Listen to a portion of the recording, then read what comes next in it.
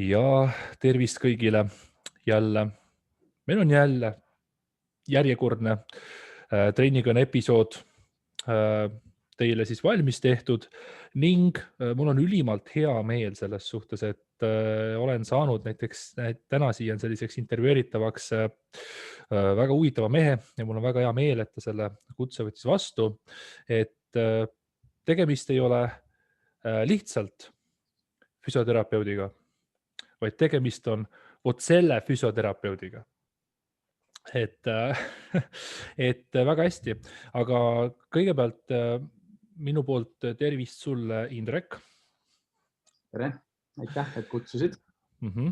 Ja tegelikult vaata, esimene küsimus sulle olekski nagu selle pealt, nagu minu sellise esmase teadmise pealt, et kui palju on Indrek Tustitis treenerit, mitu protsenti ja mitu protsenti Indrek Tustitis on füsioterapeuti?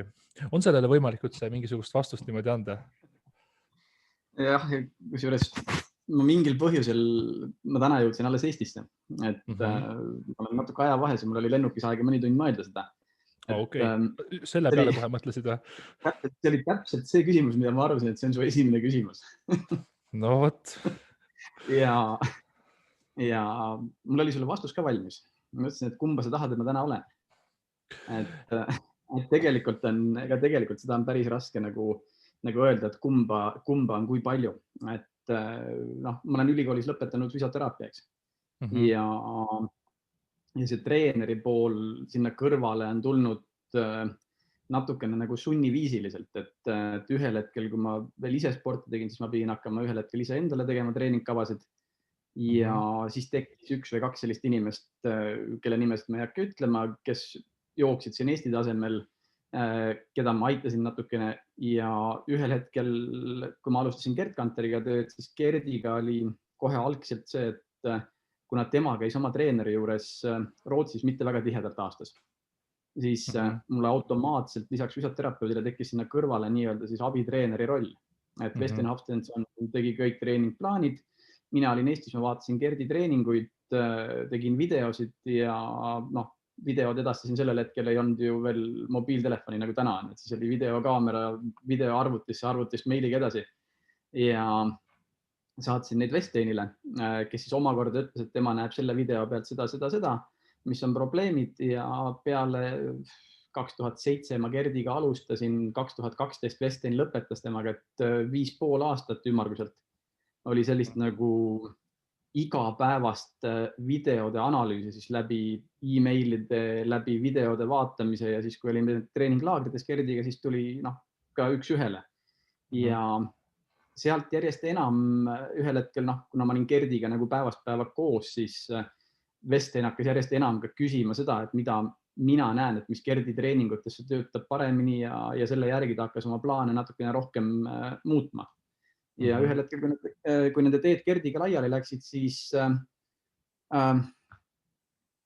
Gerdi küsimus minule oli, et kas ma olen nõus tema treenerina ka jätkama.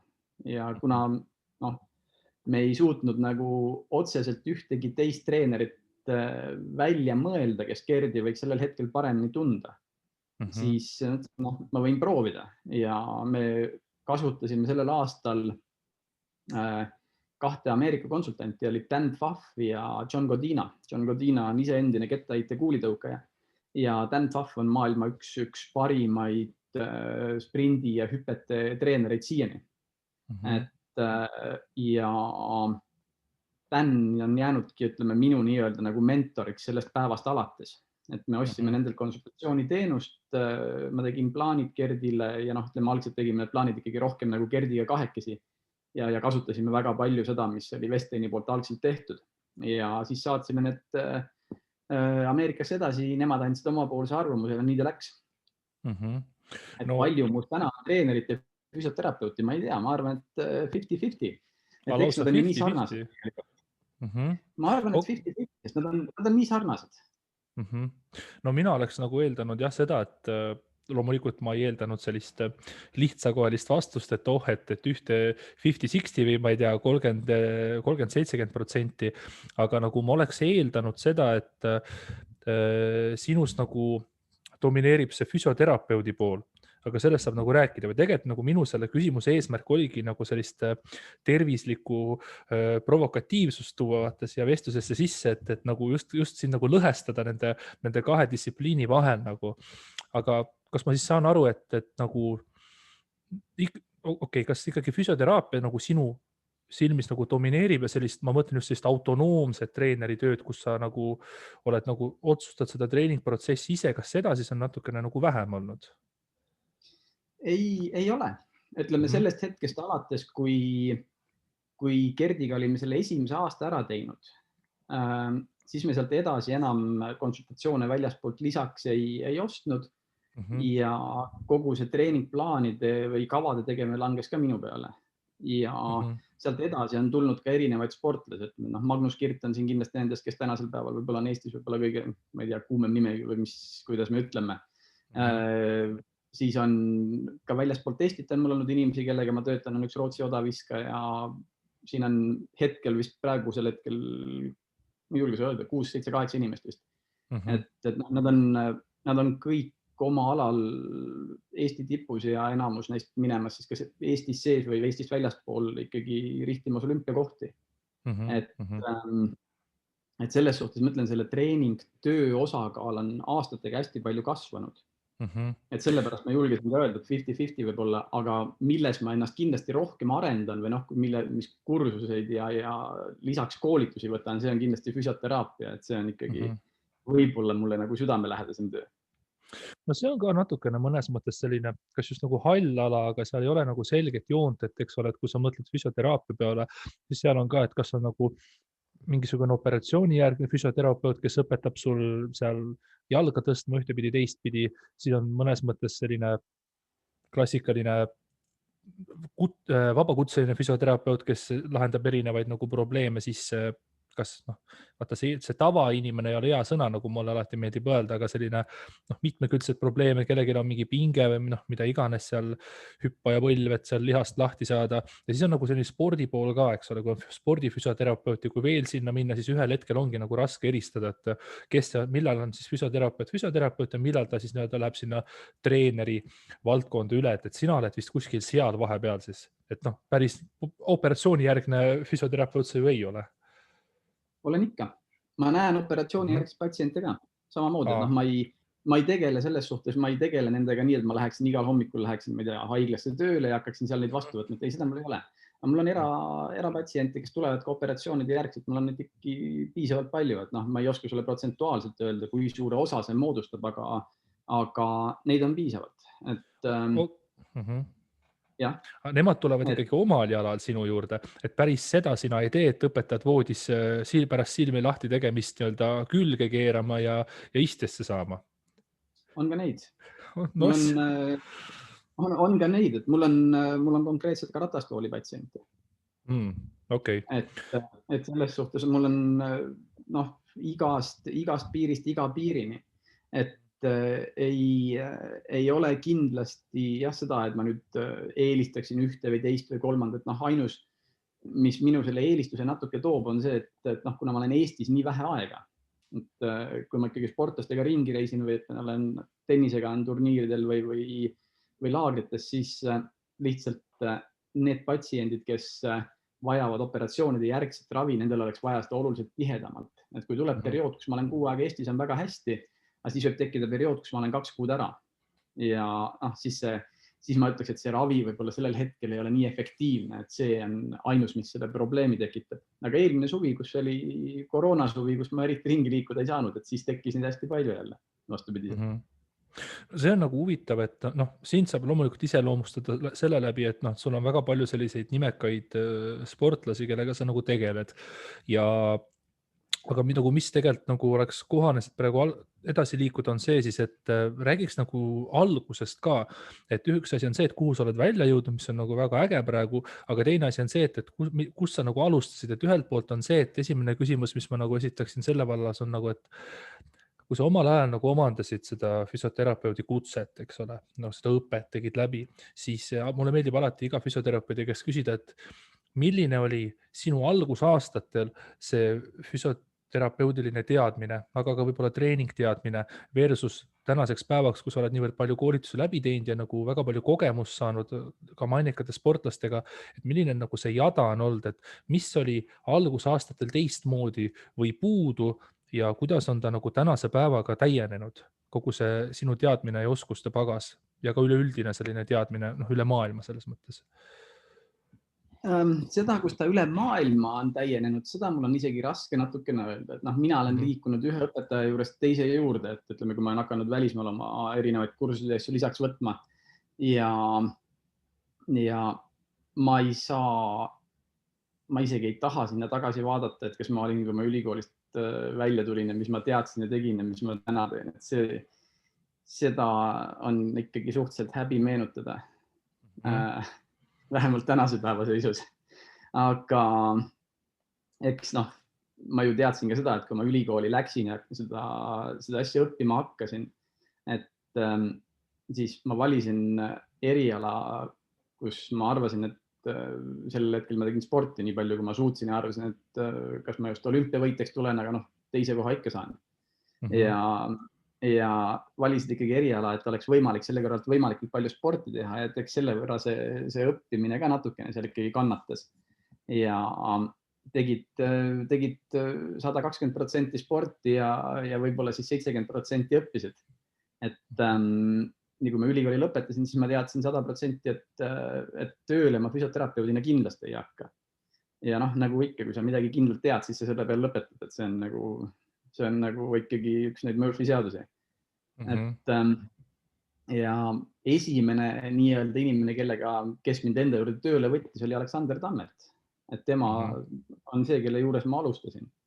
Ja kuna tema enda selle hetke füsioterapeut jäi haigeks, siis ma läksin temaga kaasa Lõuna-Aafrika laagrisse. Ja kuna ma olin nii rumal, nagu ma olin, siis kohe esimesel või teisel päeval Tammertil oli probleem seljaga ja siis ta lihtsalt sundis mu õppima. Ja põhimõtteliselt sellest hetkest alates ma hakkasin ka õppima seda, mida ma praegu püüan teha nii hästi, kui ma oskan.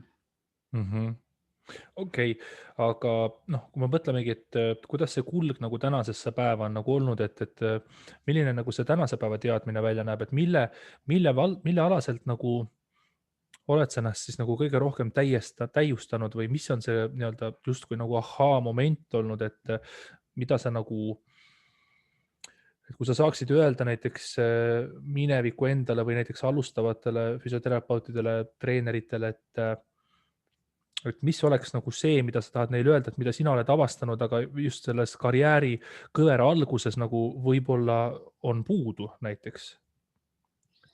Raske küsimus, et ma arvan, et mul oli esimese 2-3 raamatuga, mille ma endale füsioterapeutilise või füsioteraapia raamatuid ostsin, oli väga õnne, et olid Maitlandi füsioteraapia raamatud 2 tükki, mida peetakse tegelikult, hakata netist otsima, mida peetakse senini nagu füsioteraapia selliseks algpõhitõdede raamatuteks. Ja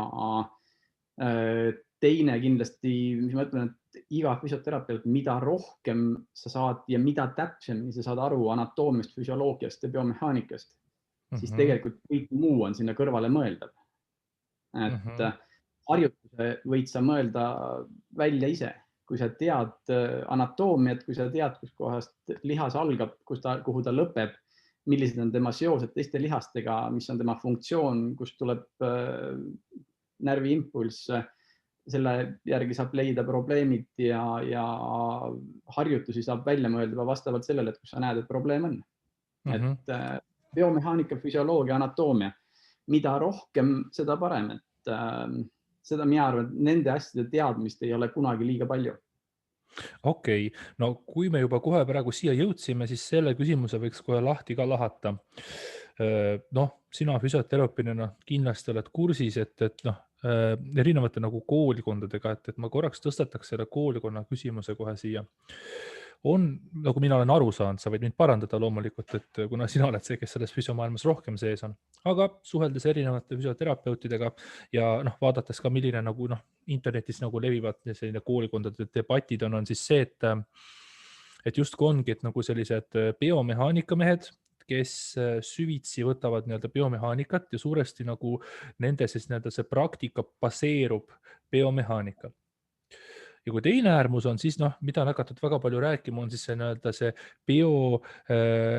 sotsiaalpsühholoogiline nii-öelda mudel a la, et selline biomehaanika on nagu osa sellest, aga seal on ka siis nii-öelda muud bioloogilised protsessid, seal on nii-öelda sotsiaalne pool, ehk siis millised on sinu suhted või kus sa elad ja nii-öelda psühholoogiline ka, et piltlikult öeldes, et kui sa oled stressis, kui sul on ärevus või depressioon, siis sul justkui valutab rohkem ja justkui, et väga palju probleeme on nagu võimalik siis lahendada ilma, et füsioterapeut sulle paneks kätt külge, vaid et ta ütlebki sulle, et a la, et sul ongi elus raske periood praegu, et kui sa stressi vähendad, siis sul valutab vähem.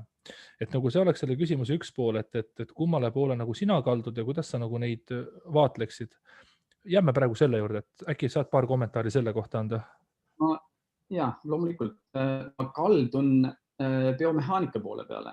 See on minu jaoks loogiline juba sellepärast, et kuna ma ütlen, et mu tööst väga suure osa moodustab sportlaste treenimine, siis minu jaoks biomehaanika poolest arusaamine on lihtsalt niivõrd suure olulisusega, et kogu nende, ütleme, mis iganes, tennis, odavise kettaheide, kuulitõuge, tehnika pool baseerub seal samamoodi biomehaanikale. Et see tähendab, et ma pean sellest biomehaanika poolest väga hästi aru saama. Ja see on kindlasti minu jaoks nagu ka põhjuseks, et miks ma eelistan rohkem seda poolt, et probleemid on seotud biomehaanika ja muude asjadega. Aga ma ei välista absoluutselt ka seda teist poolt. Et seda, et on nii-öelda need sotsiaalsed, psühholoogilised probleemid seal kõrval. Ma olen hästi palju patsiente näinud. Eriti hästi hakkab see silma patsientide puhul, keda sa näed pika aja jooksul korduvalt. Et ta probleem ei ole ajas muutunud, aga ta valutunnetus on oluliselt kõrge.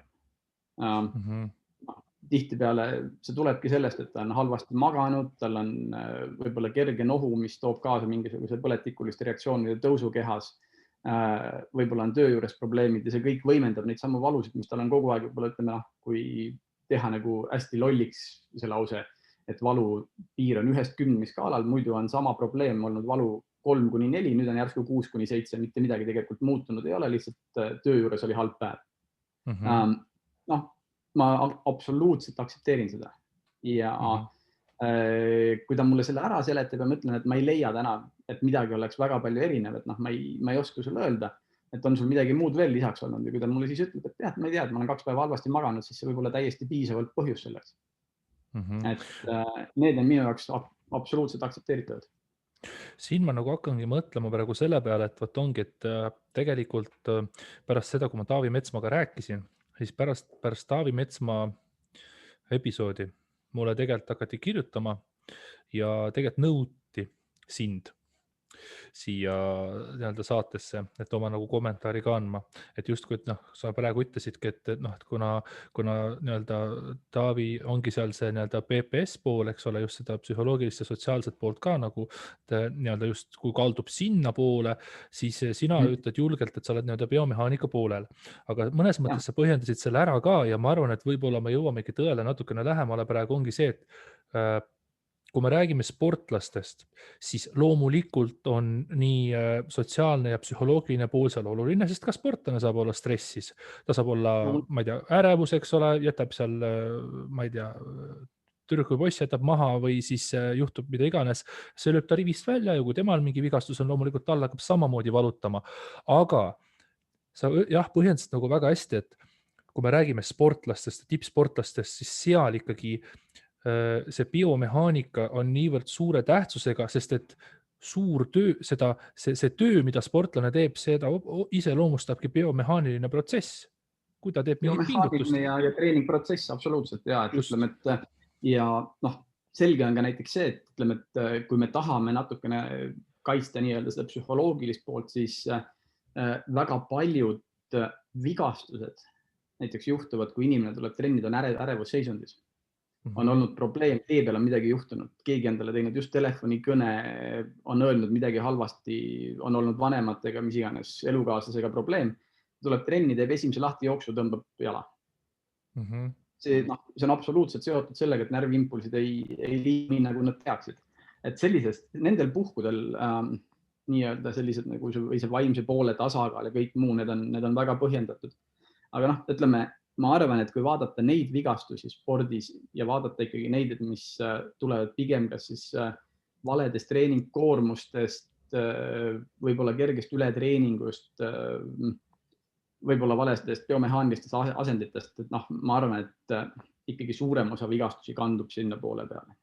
Et see nii-öelda see psühholoogiline pool ei oma kindlasti mitte seal 50 või 60% vigastustest.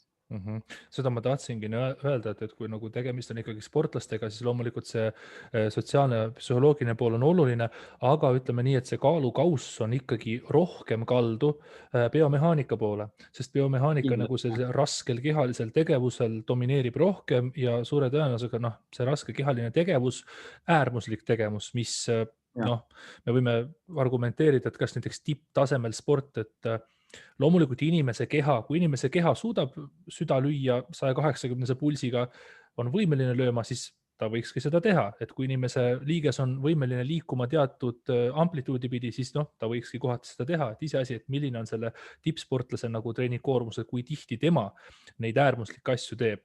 Ja kui tema teeb neid äärmuslikke asju rohkem, siis sellest tulenevalt sellepärast see kaalukauss ongi selle biomehaanika poole.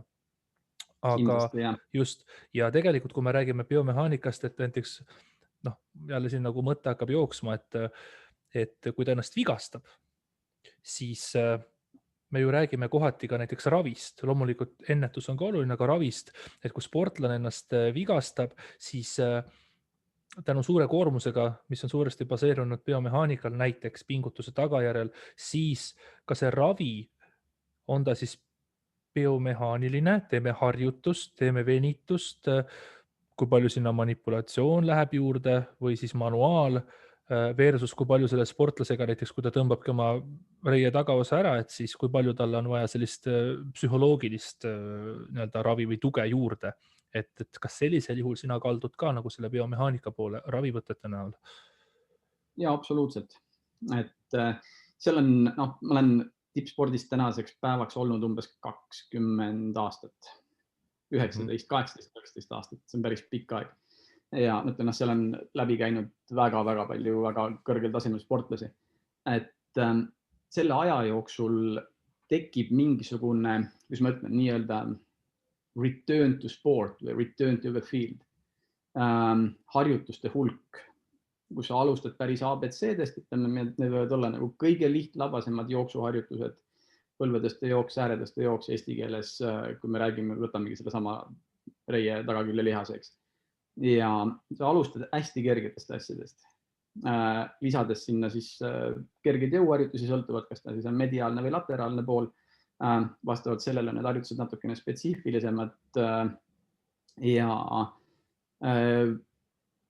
kui me jõuame tagasi, ütleme 70-80% selle, ütleme nii-öelda siis sellisele nagu koormusele, tänapäeval on nii lihtne kõik.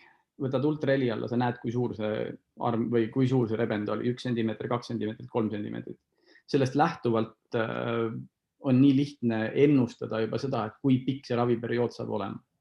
1 nädalaga, 2 nädalaga, 3 nädalaga sa tead, millal on see arm või millal on see probleem kokku kasvanud, millal on ta armistunud ja millal see armistumine on nii, et ta kannatab välja umbes 70-80% oma tööst. Siis hakkab nii-öelda selle koe normaalse koe üles ehitamine jälle tagasi, et need kiud muutuksid jälle õigesse formaati ja nii edasi.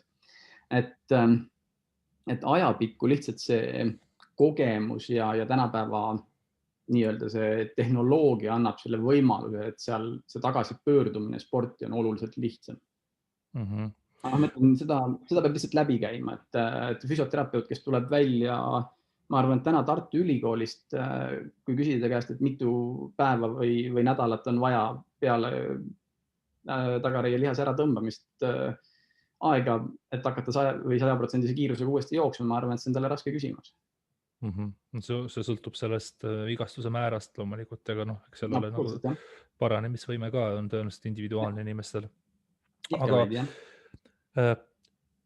kui palju on sinu praktikas sellist fenomeni, et umbes ongi, et kui me rääkisime see psühholoogia versus biomehaanika, et umbes, et meil ei ole selle psühholoogia jaoks aega, et me peame selle biomehaanikaga tegelema, et noh, et see psühholoogiat lasta nagu olla, et meil on näiteks tekkinud mingisugune akuutne vigastus suuremal või väiksemal määral, aga meil on vaja kiiresti tegutseda, sest et äkki me saame ruttu reele tagasi või äkki me saame ruttu võistlusele tagasi.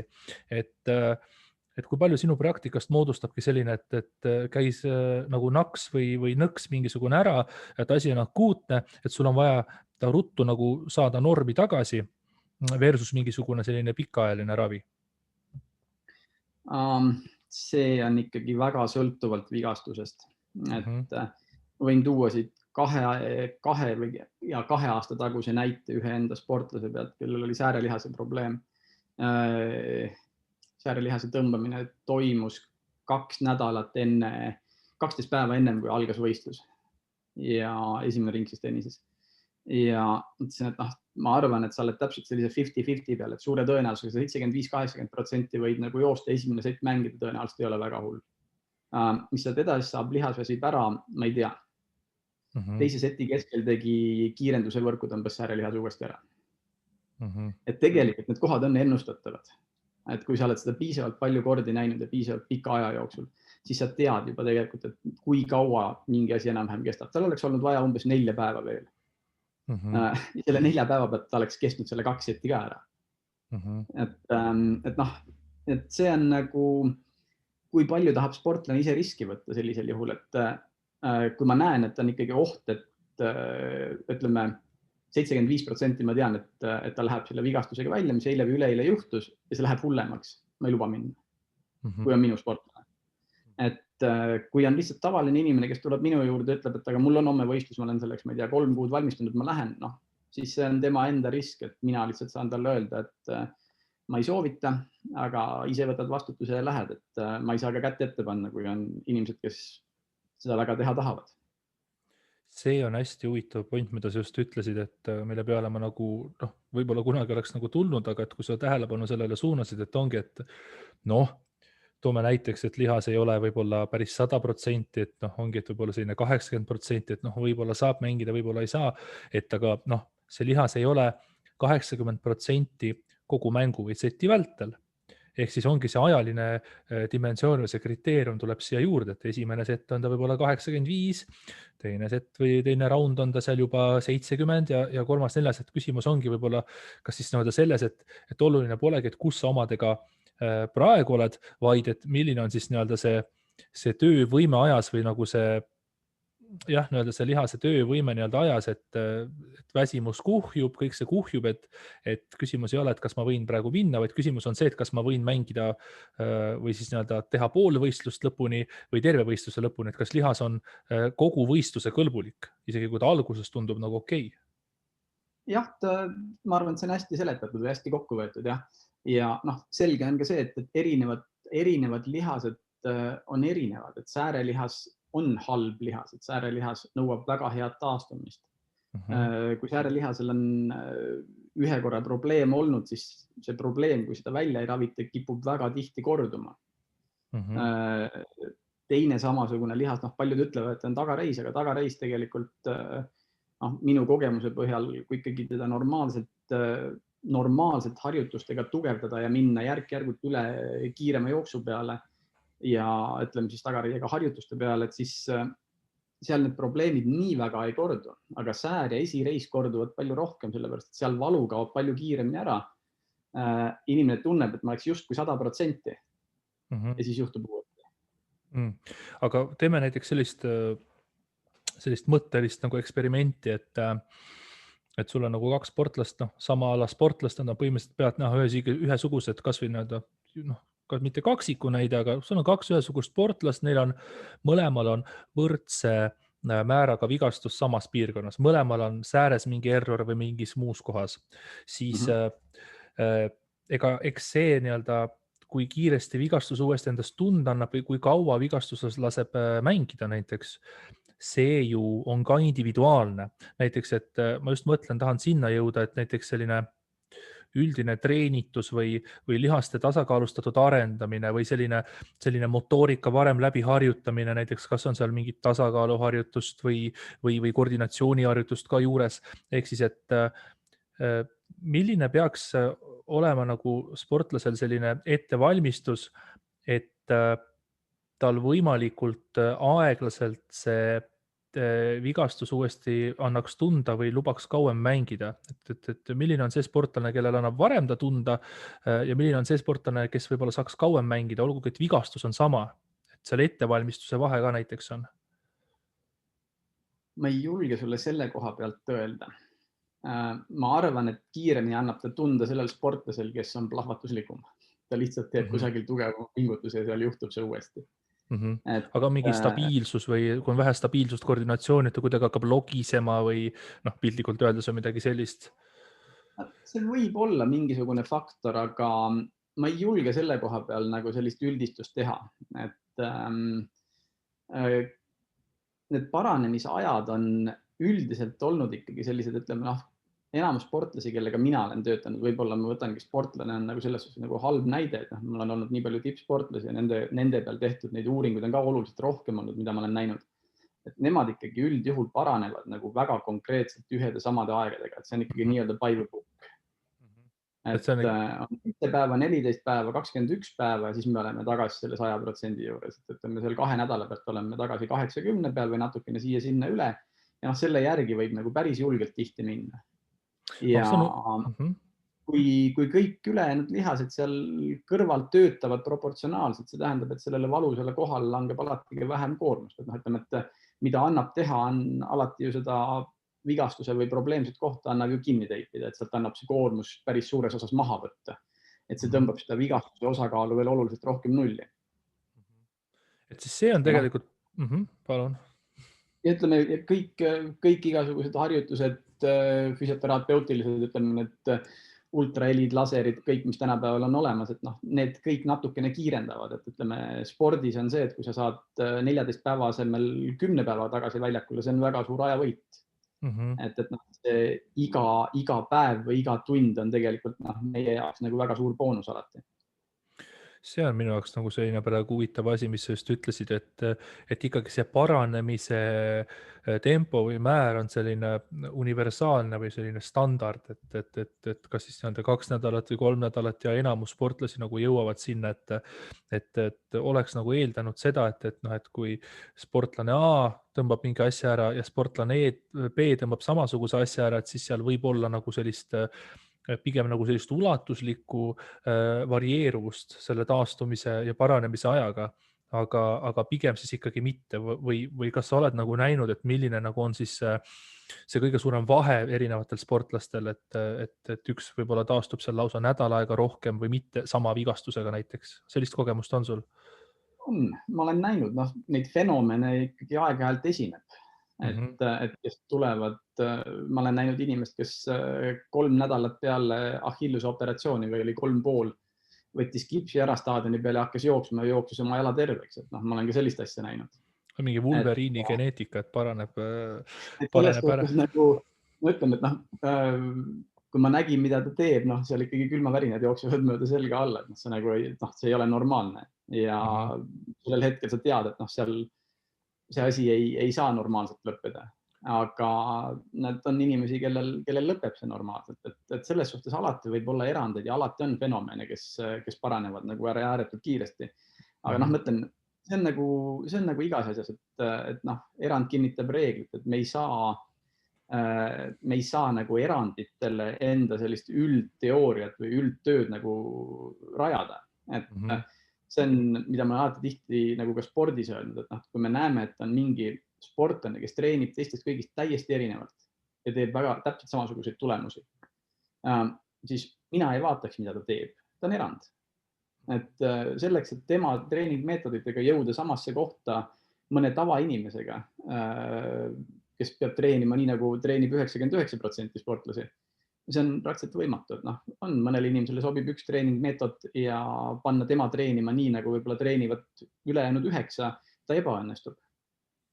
Et selles suhtes paranemine on sama.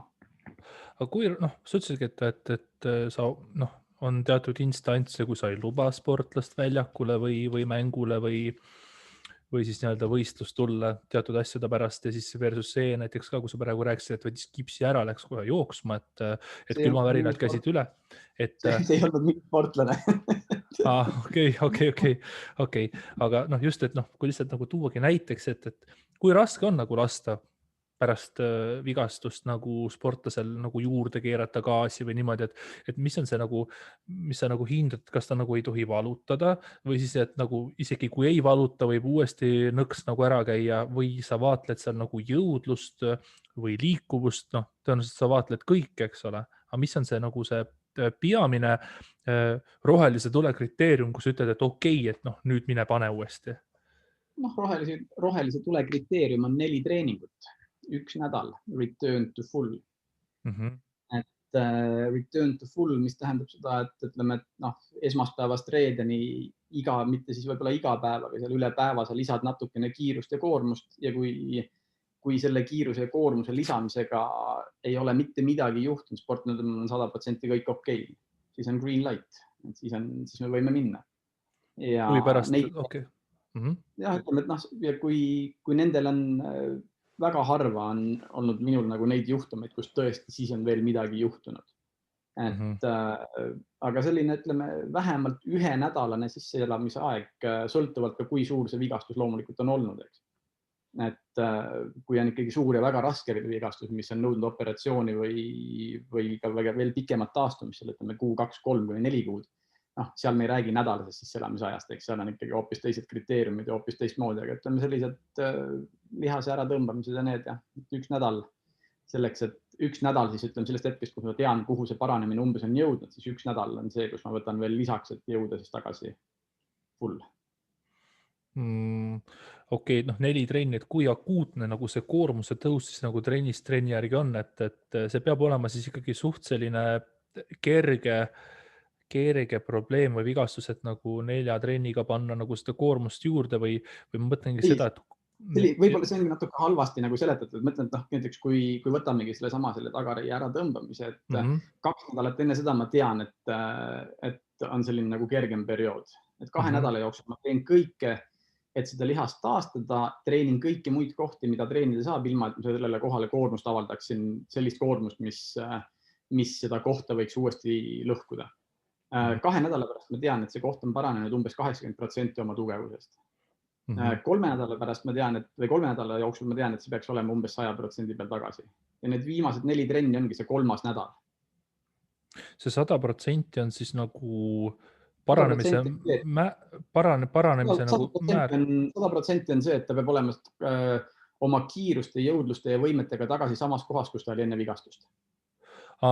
Okei. Aga see on siis nüüd enne seda return to full nädala tsüklit või pärast? Ütleme, see on 3. nädal. 3. nädala 4-5 treeningut on see, ütleme 3. nädal peale vigastust. 2 esimest lähevad vigastusest taastumiseks, kus ma teen hästi palju erinevaid harjutusi, töötan selle lihasega võimalikult, annan eriprogrammid, et seda lihast taastada. 2. nädala lõpuks peale vigastuse teket ma tean, et me oleme kusagil 80% peal oma jõudlusest tagasi ja siis jääb veel 4-5 treeningut, kus ma lähen suhteliselt julgelt edasi step by step. Ja ütlen, seda ma olen kasutanud tänaseks üle 10 aasta, et need on praktiliselt alati toiminud. Kui palju on see ja kas üldse on, kindlasti on, et ma just mõtlen seda, et kui kellelgi on mingi probleem, siis justkui, et sul on punkt A-st vaja punkti B liikuda, et probleemi vabasse keskkonda. Aga kui on foonil mingisugune vigastus või mingisugune muu mure või kas või nagu enesetunne, just et enesetunne ka, kui palju näiteks sinu praktikas nii treeneri kui füsioterapeudina on sellist autoregulatsiooni just selles mõttes, et näiteks kellelgi on mingil päeval annab vigastus rohkem tunda või ta tunneb, et tal on mingi koht kange või mida iganes ja siis sa talle ütled näiteks, et kas siis näiteks täna teeme 80%-ga 100 asemel või täna teeme 5-ga 10-st, midagi sellist. Ja kas selline sama asi võiks näiteks kehtida ka selle sama vaimse puhul, et kui sa varem ütlesid, et keegi tuleb ärevana trenni noh, et siis tal on nagu üle erutunud ja need närviimpulsid niimoodi ei tööta, et ta võib altimalt millegi ära tõmmata. Et kas sama autoregulatsioon ei võiks toimida ka nagu seal, et keegi tuleb, et ma olen nii närvis, ma ei suuda keskenduda, siis ütledki, et okei, täna siis me ei pane näiteks latti nii kõrgele, et nagu täiega push ida, sest et vigastuse või ohurisk on niivõrd suur. Ja, kui ma sellest enne trenni teada saan, siis see on absoluutselt üks kriteeriumi, kus ma olen praktiliselt kohe soojenduse järel olen nõus treeningut muutma või jooksvalt, kui ma olen ise kohal, ütlen, et teeme täna siin või siin natukene vähem. Eriti plahvatuslikel harjutustel, kus ma näen, et kus need ütleme probleemide teke on kõige lihtsam tulema. Aga neid vaimseid probleeme või sellised, et mulle tehti halb telefonikõne või mis iganes, et ega neid sulle eriti keegi enne trenni ei ütle, ükskõik sportlased, et need kuidagi nagu vaikitakse maha, et rohkem ikkagi öeldakse, kuule, mul on täna siit natukene kange, sealt kange. Ja siis oskab pigem nagu selle järgi nagu korrigeerida asju, kui vaja on. Aga eks see valutunnetus on ka selline, et sportlased, kes on ikkagi väga pikalt trenni teinud, nad suudavad ise väga hästi reguleerida, nad saavad aru, et milline valu on ohtlik valu ja milline valu on vähem ohtlik valu, et kus see probleem võib nagu suureks minna ja kus mitte, et rohkem on selliseid rumalaid vigastusi või asju juhtub ikkagi, ütleme, sportlastel, kes ei ole veel nii kõrgel tasemel, nendel see enesekontroll või enesetunnetus on veel nii palju rohkem allpool. Ja võib-olla see tuleb ka sellest, et nendel ei ole juhtunud veel. Nad ei teagi seda, et mis see tähendab, et mul siit on kange natukene, nüüd võib midagi hullemaks minna. Et eks ka nemad õpivad läbi kogemuse. Kui loomulikult on mõlemat äärmust ja siia-sinna, aga sinu hinnangul, kui sa nagu laias laastus mõtled, et kui jäärapäine nagu sportlane on, et kas ta pigem, kui kuskilt midagi tuikab, siis ta pistab mõnes mõttes kohe kisama, et näed, mul siit tuikab, mul sealt tuikab, et äkki ei teeks, või on pigem ikkagi niimoodi, et pigem ta nagu mängib seda valu või probleemi nagu allapoole, et ikkagi nagu treener lubaks teha, et paneme täiega. Hästi erinevad, väga erinevad, aga ja ka minul on olnud hästi erinevaid, et ma ütlen, mul on väga head näited ongi siit võtta Gerd ja Magnus ja ma ei tea, võtame ameeriklastest Brianit, siis ma arvan, et nende valu läbi oli ikkagi selline, et kohati ikkagi paneb nagu imestama, et teades, mis vigastused nendel olid, millega nad on välja läinud ja võistelnud ja väga edukalt võistelnud. Et kuidas nad seda tegid, et ütleme tennises üks Brianitest ühel aastal murdis vahetult enne mängule minekut ühe randmeluu. Läks mängule mõne valuvaigisti ja teibitud randmega. See oli lihtsalt Grand Slami turniiri oli vaja minna ja mängis selle turniiri läbi, et mitte küll finaalini, aga natukene allapoole. Et selles suhtes nagu need sportlased on, et ega kui nad on seda valu ikkagi terve eluaeg tajunud või talunud, see valu läbi läheb ajas nii kõrgeks, et võetakse oma 2 valuvaigist, et teibitakse need kohad kinni. Ja tehakse see asi ära ja selle peale, mis siis juhtub, selle peale mõeldakse siis, kui turniir läbi on. No siin on vaata see ka, et kui nagu valust nüüd korraks rääkida, et väga palju, mida mina olen kuulnud, on siis see, et siis mitte sportlastele või õigemini mitte tippsportlastele, kel mingi häda on küljes, et öeldakse viimasel ajal, et isegi kui sul natukene valutab, siis ei tähenda seda, et sa peaksid diivanil vedelema ja liikumatu olema, vaid et justkui, et natukene läbi valu on mõistlik liigutada, et valust lõppude lõpuks üldse lahti saada, et kas siis seda valuaistingut alla kuidagi reguleerida või siis nagu läbi valu anda kas või sellele koele või liigesele niivõrd palju liikumist, et mingisugune paranemisprotsess saaks tekkida ja selle hind on siis protsessi käigus väike valu. Aga see on nagu üks äärmus, eks ole. Tahad sa korraks seda kommenteerida? No, mina lähen sellest ühest äärmusest alati natukene kaugemale, et ütleme, mina arvan, et taastusperioodid on selleks, et võimalikult kiiresti tagasi jõuda. Tihtipeale ikkagi teevad väga palju valu. Okei. Jah, et vastupidiselt sellele, et ma ei tohi seda valu üldse tekitada ja nii edasi, et õnnetuseks on see, et mul on olnud siin alles mõni kuu tagasi oli õlaoperatsioonilt tulnud sportlane, see ei ole nüüd Magnus Kirtik, see on üks teine sportlane, kes oli käinud terapeutide juures, kes ütlesid, et valuga ei tohi teha ja valupiirist ei tohi üle teha või ainult puudutame seda valupiiri. Ja ta ei saanud oma alaga tegeleda 4-5 kuud. Piisas 2 seansist. Nii et ta tõesti ütles, et pisarad ongi silmis. Aga ta sai oma ala peale tagasi selle sama vähem kui 1 nädalaga, 6 päevaga, sellepärast, et ta liikuvusulatus jõudis jälle samasse kohta, kus tal oli vaja selleks, et oma asju teha. Aga kui sa ei puuduta ja ei vii seda liikuvusulatust sinna, kus tal on vaja seda teha, siis ta ei jõuagi sinna, sellepärast, aga see nõuab aeg-ajalt valu tegemist kahjuks. Aga kui palju, ütleme siis nii, kui palju valu siis nagu saab lubada, et valu on ikkagi nagu signaal kehas, et midagi nagu on justkui valesti, et ei ole nagu mõistlik teha või kaitsereaktsioon, et mille järgi siis näiteks sina hindaksid, et kui palju valu on okei valu või et millal on okei nagu valu tunnetada, See, millest ma konkreetselt nagu räägin, see oli nagu manuaalne töö laua peal, mis ma teen, eks. Et see ei on nagu see valupiir, millest ta ise läbi treeningul või läbi mille ta läks, et see oli see, mis mina laua peal tegin, et seda liikuvusulatust ja kõike taastada. Tema hinnangul oli see valu 10-10 ja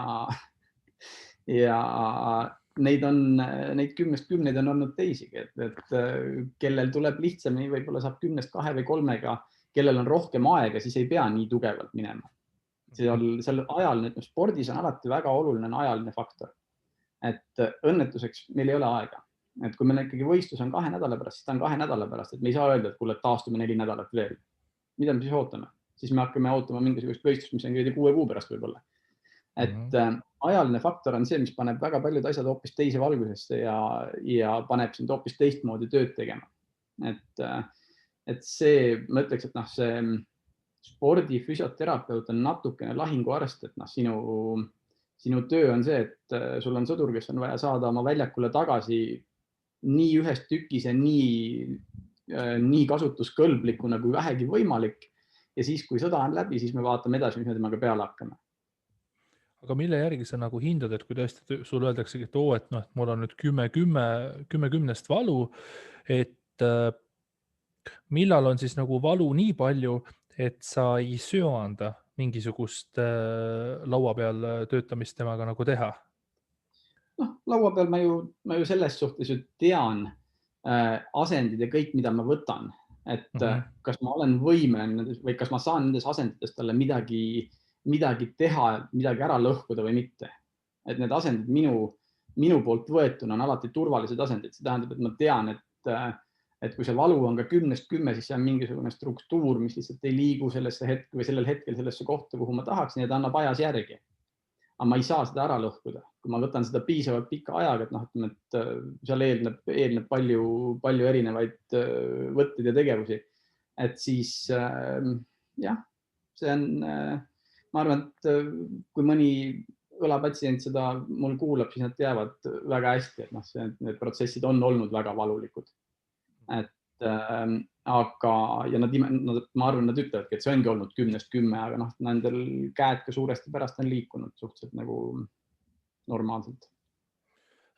Kahtlemata manuaal on väga lai ala. Et nagu ma olen aru saanud, et ta võib olla seal, ma ei kujuta ette, lükkad sõrme lihase sisse ja midagi mudid seal mingisugust punkti versus, et võtad terve jäseme ja siis sakutad seda jäset kuidagi sinna ja tänna või siis mida iganes seal veel. Et kui palju sinu praktikas on roll manuaalil, et kui tihti sa piltlikult öeldes siis kedagi katsud sealhulgas laua peal ja kui sa seda teed, siis milline nagu võte või milline nagu tehnika on sinu hinnangul kõige nagu vajalikum, mis ennast kõige rohkem tõestab? Enda patsient laua peal on mul kõik. Et ma ei ole selles suhtes nagu harjutusterapeut, kes käsi külge ei pane, kes ütleb, et siin on su 3 harjutust, tee need ära ja tee, ma ei tea, 3x10 iga päev, siis on hästi, et nii ma ei tööta. Kui ma võtan enda sportlased, siis kui ma olen Eestis või nende koos laagrites, siis täpselt nii palju kui vaja on, et Gerdiga oli see number 4-5 korda nädalas, Magnusega sõltuvad, kui palju ma olen Eestis 3-4 korda, kui ma olen laagrites, siis rohkem. see on sõltuvalt sellest, kui palju ma kellegi jaoks parajasti saadaval olen. Ja sportlastel on see nagu minu kättesaadavus, kui ma nendega parajasti koos olen igapäevane. Et patsientidel, kes tulevad sõltuvalt vajadusest ja sõltuvalt sellest, et mis nende eesmärk on. Et kui mulle keegi ütleb, et ma pean olema 5 päeva pärast tagasi maksimum, siis ta ilmselt peab tulema tihedamalt kui 1 korra, siis ta ilmselt võib tulla ka 2 korda või 3 korda või nii palju kui vaja või kui üldse selle ajaga on võimalik kusagile saada.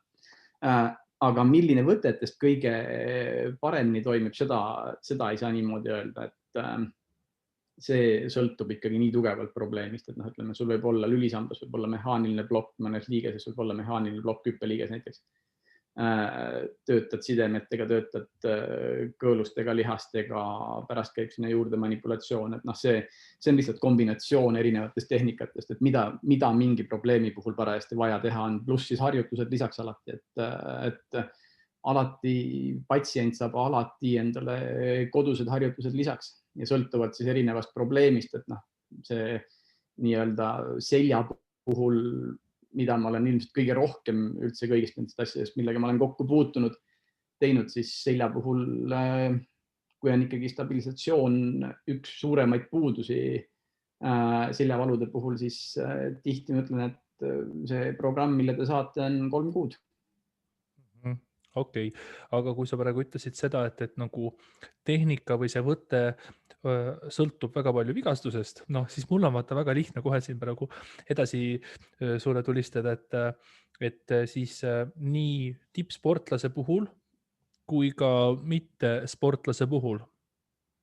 Kas ma saan aru, et sul on väga raske nagu üldistada ja öelda, et igal inimesel nagu erinev asi, aga kas sa nagu näed mingisugust tendentsi, et kas tippsportlastel on mingisugune ühine nimetaja vigastuste mõttes või probleemide mõttes ja sama siis nii-öelda mittesportlastel?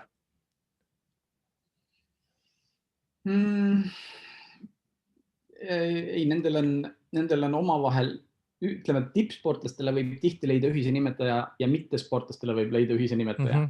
Aga nendel omavahel... Ei, omavahel ei olegi vaja. Aga mis on sportlase ühine nimetaja ja mis on tavainimese ühine nimetaja?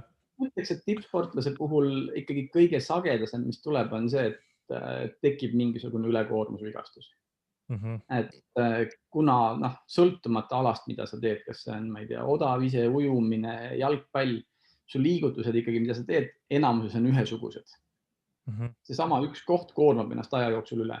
See on alaspetsiifiline ikkagi, et seal ei saa mingit seal ei ole ühist nimetajat. Seal ei ole ühist nimetajat, aga ütleme, ühine nimetaja on ülekoormus. Ja ühine nimetaja on ülekoormus ja ülekoormus tuleb ikkagi tihtipeale mitte sellest, et see lihas on niivõrd nõrk, vaid kas siis lihas lähebki oma tasakaalust välja, et ta muutub ajapikku, saab seda koormust liiga palju, on tugev, teised lihased, mis on ümber, ei suuda seda piisavalt tasakaalustada, lihas ajas lüheneb ja siis tekib vigastus. See vigastus võib siis juba olla, kas ta kui ta kinnitub luule, võib tekkida väsimusmurdu, väsimusmuru reaktsioon, võib tekkida kõõlusvigastus, võib tekkida lihade enda vigastus, variante on hästi palju, eks. Tavainimene, kes tegeleb spordiga, nendel on, ma ütleks, et vastupidi, ülekoormus, aga ülekoormus sellest, et mitte lihas ei ole liiga tugev, vaid ülekoormus sellest, et lihased on liiga nõrgad. Et see koormus on liiga akuutne olnud ja on nagu hopsti käinud. Jah, koormus on olnud liiga akuutne ja ega tavainimese puhul, tavainimene on hea sõna, eks, et tema puhul pigem see probleem ongi selles, et need, kes tahavad joosta, need jooksevad. Et kui palju sinna kõrvale tehakse, ma ei tea, ütleme core stability, kui palju sinna kõrvale tehakse ülakeha, kui palju sinna kõrvale tehakse muid harjutusi, nende hulk on ikkagi suhteliselt väike. Sportlasel on see komplekt nagu täielik, et tema treenib tervet oma keha. See inimene, kes teeb seda oma lõbuks, tema võtab ühe ala, mis talle väga meeldib, jalgratas hakkab sõitma jalgratast. Ujumine hakkab ujuma, kes teeb triatloni, on isegi hästi, on 3 erinevat ala. Lihtsalt sul on 3 erinevat ala, kõik on väga suure mahu ja kestusega. Sa teed seda mingi muu asja arvelt, sa teed seda uneaja arvelt või mingite muude taastumiste arvelt. See tähendab, et ühel hetkel sa nagunii treenid ennast üle. Et siis väga üldistades öeldult, rõhutame, et üldistades, harrastajal akuutne, tipul krooniline. Jah, see võib suhteliselt niimoodi võtta küll, jah.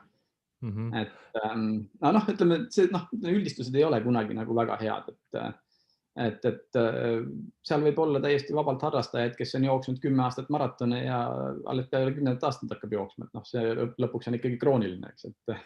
No jah, või siis nii-öelda krooniline, vot siin ongi see küsimus, mida ma tahtsin küsida, et kui näiteks ütleme tipp vigastab või keegi vigastab ennast selle tõttu, et on olnud krooniline, siis krooniline tihtipeale kulmineerub just, et krooniline tihtipeale nagu kulmineerub ikkagi akuutsega. Et ma just mõtlen seda, et kui sa ikkagi krooniliselt mingit asja üle teed, siis ei hakka valutama esimene päev, ei hakka valutama nädala aja pärast, võib-olla pool aastat ei hakka valutama, aga ühel hetkel sa nagu avastad, et hakkab valutama või siis ta võib tulla nagu sujuvalt, aga samas see krooniline võib kulmineeruda ka akuutsega, et sul on juba pikka aega seal nagu selline ülekoormus, üleväsimus olnud ja siis ühel hetkel käib klõpsti nagu ära.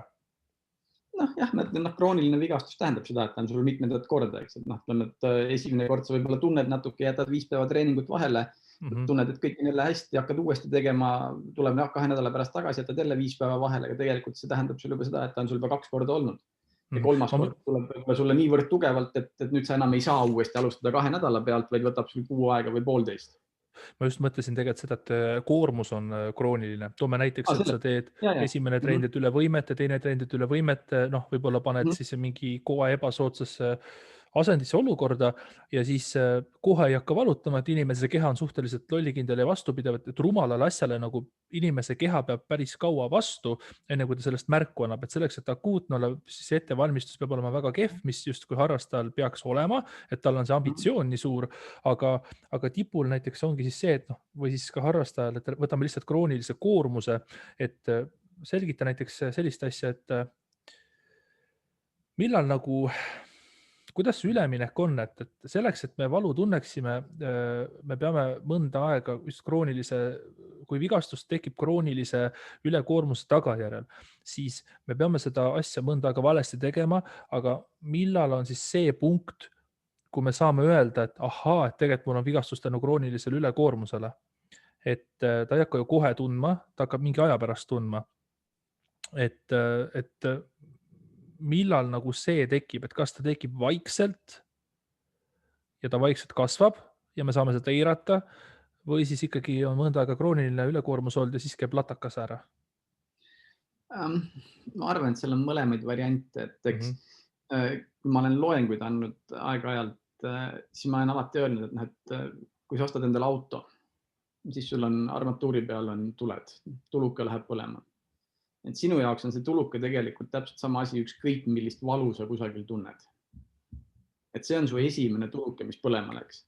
Kui sa nüüd hakkad vaatama, et mis sul autol viga oli, ma ei tea, viita parandusse, tehakse korda, et sõida kõik on jälle hästi, siis täpselt samamoodi peaks sa tegelikult sellele valule reageerima.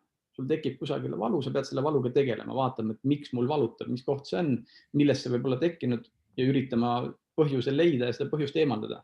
Inimene oma autost hoolib tihtipeale palju rohkem kui sellest esimesest valust, mis tal kehas tekib. Ja see on nagu, ma ütleks, et seda esimest põlema läinud tuld tegelikult väga tihti ja väga pikalt eiratakse. Et see ongi probleem.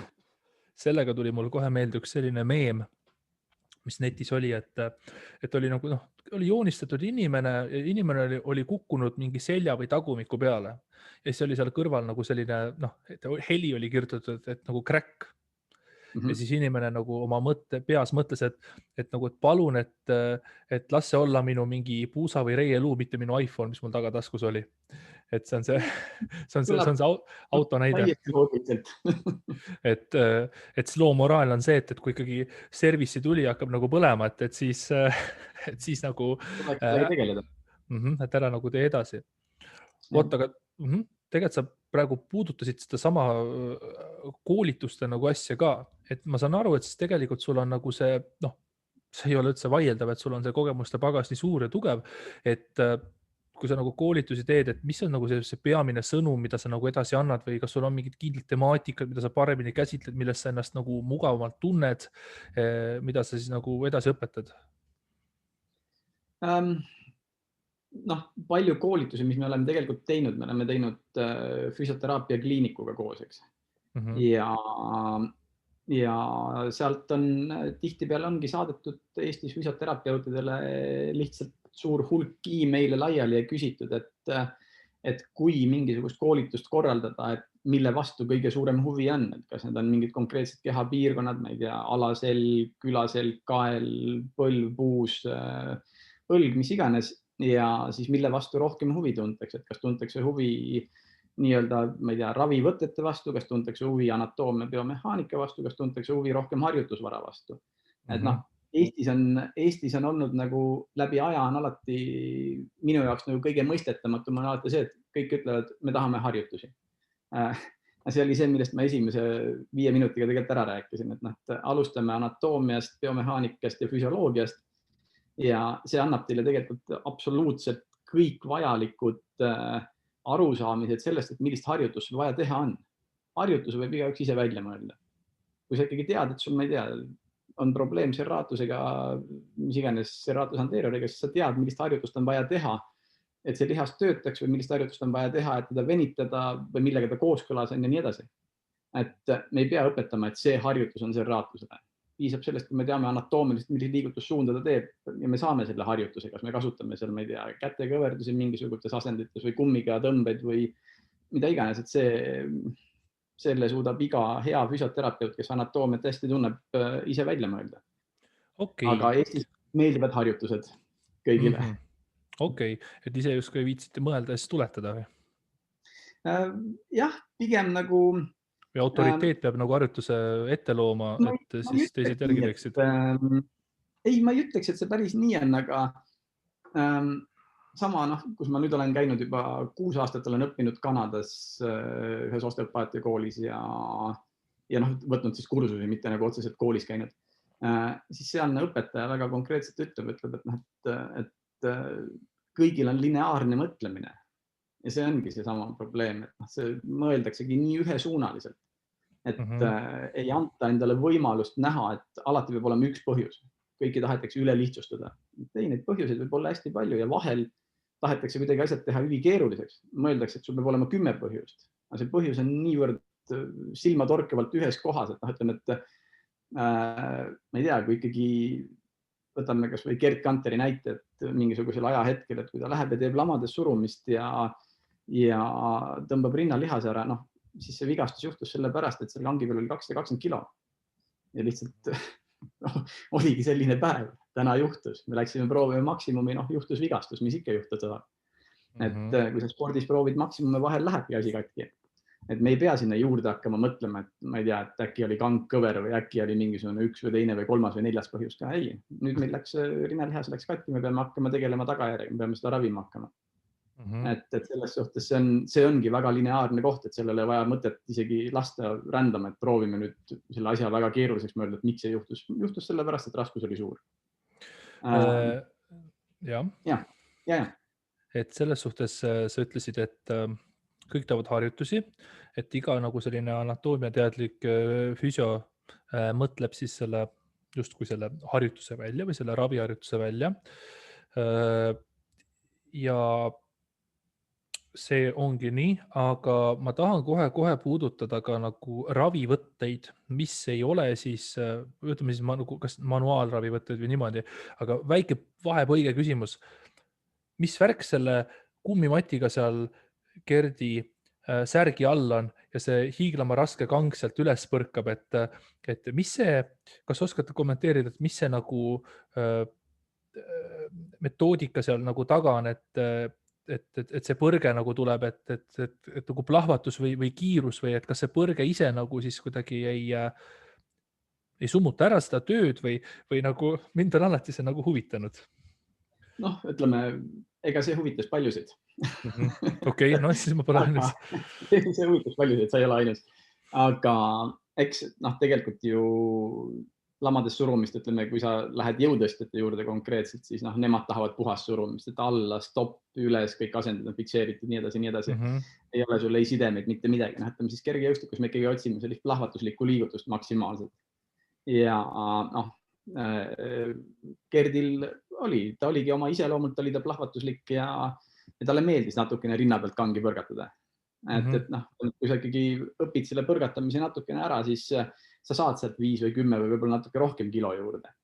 Et eks ta on rohkem see, et ma tahan ikkagi suuremat numbrit ka saada. Ja siis ühel hetkel, kui need raskused lähevad väga suureks, siis sa lihtsalt paned kangi ja rinnakorvi vahele, paned pehmenduse, et sa hemoroidid ja ära ei murraks. Et ta on lihtsalt pehmendus. Et jah.